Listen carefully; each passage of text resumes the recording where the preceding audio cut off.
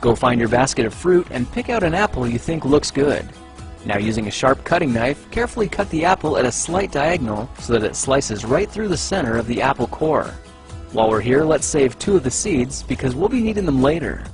Now that we've got our 2 halves, let's take the side that still has the bottom attached and place it face down on a cutting board. We'll need to place 2 butter knives perpendicular with the top and bottom of the apple. Now we can carefully cut down along one side of the apple core until the knife bottoms out on our makeshift spacers, then use the spacers as a guide to gently cut in from the side. When the 2 cuts meet, you'll have an apple wedge that pops right out. And while we're here, let's cut a piece from the other side the same way.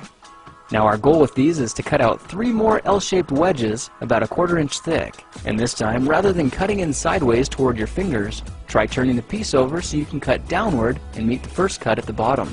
Now with a little wiggle, a new apple wedge should break free.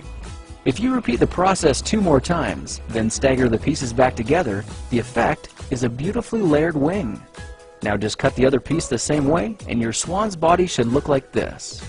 To make a place for the head, all we need to do is carefully cut into the front of the body and gently lift the pieces out to reveal a clean and fairly deep groove.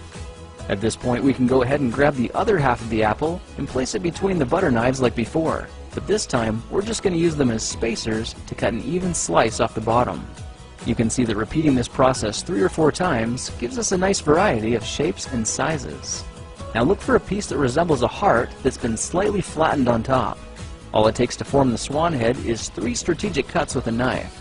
I made 1 angled cut to form the head, a horizontal cut to form the neck, and 1 slanted cut at the bottom for the base.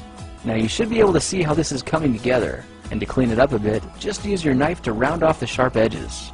All that's left now is to place the apple seeds where you think the eyes should go, then use the side of a butter knife to press them firmly into position.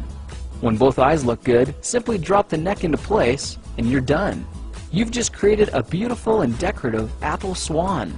I spritzed mine with a bit of lemon juice to help prevent it from turning brown, then put it on display to show off for our dinner guests later that night. If you try using different apples, you'll get a nice contrast of colors, and every bird will look a little bit different.